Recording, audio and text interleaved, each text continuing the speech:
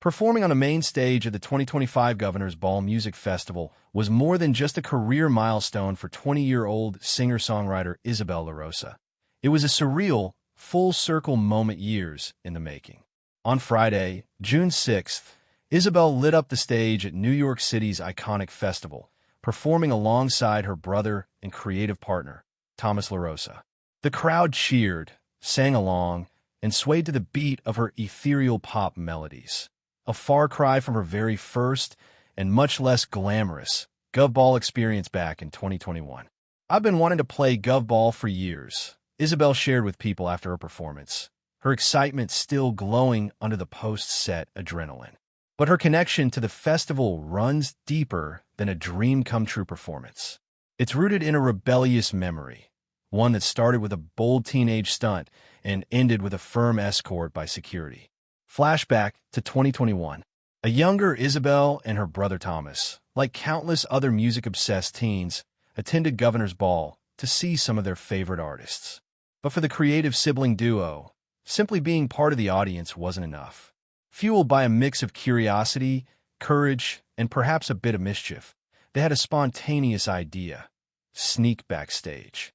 I was seeing Billie Eilish and Thomas, and I were like, "We think we can sneak backstage. There doesn't look like there's much security," Isabel recalled, laughing. Amazingly, their plan worked for a while. The pair found themselves among artists and crew members, soaking in the energy of the behind-the-scenes world they had only dreamed of being part of. Isabel remembers running into singer Claire Rosenkrantz, a surreal encounter that further amplified their excitement. "We hung out for a while. We met Claire Rosenkrantz. It was so weird," she said with a smile. But as with most teenage schemes, the fantasy didn't last forever. Security was like, "What are you doing?" And then they just removed us. Despite being unceremoniously kicked out of the backstage area, the experience only solidified Isabel's desire to one day return, not as an intruder, but as a featured artist.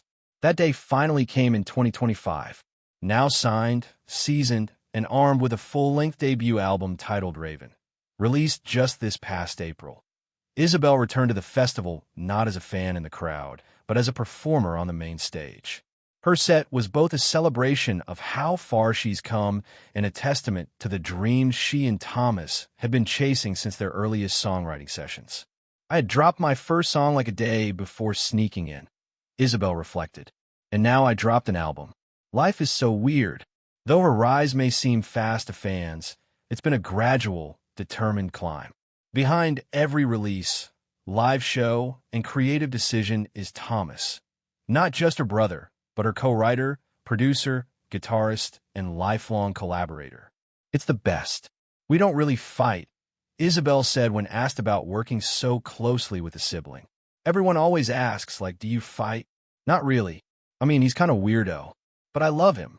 Their dynamic is both professional and deeply personal, a seamless fusion of family and artistry. With Thomas by her side on stage and in the studio, Isabel has built more than a brand. She's built a foundation of trust, support, and creative freedom. "He's my built-in support system," she said, beaming with appreciation. It's that bond and their musical chemistry that has drawn comparisons to another famous sibling duo, Billie Eilish and Phineas. Naturally, fans and journalists alike have pointed out the parallels: siblings making music, collaborating intimately, sharing the stage.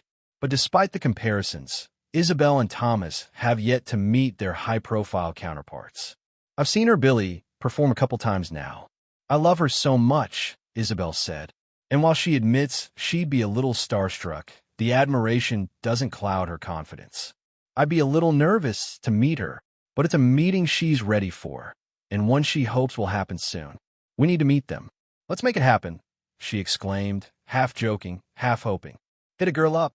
Now with Raven under her belt and her Governor's Ball debut behind her, Isabel is entering a new phase of her career, one where she's no longer sneaking into festivals but headlining them. Her ethereal vocals, raw lyrics, and genre-blending sound have carved her a distinct place in pop's rising generation. And the journey is only just beginning. As she continues to evolve, Isabel remains grounded in her roots, both musical and familial. Every milestone, whether it's chart success or festival gigs, is shared with Thomas. It's a reminder that behind the flashing lights and screaming fans is a story of two siblings dreaming big, working hard, and occasionally getting kicked out of places they weren't supposed to be, only to come back and take the spotlight. For Isabel LaRosa, GovBall 2025 wasn't just another stop on the tour. It was a declaration. She's not just in the crowd anymore. She's center stage.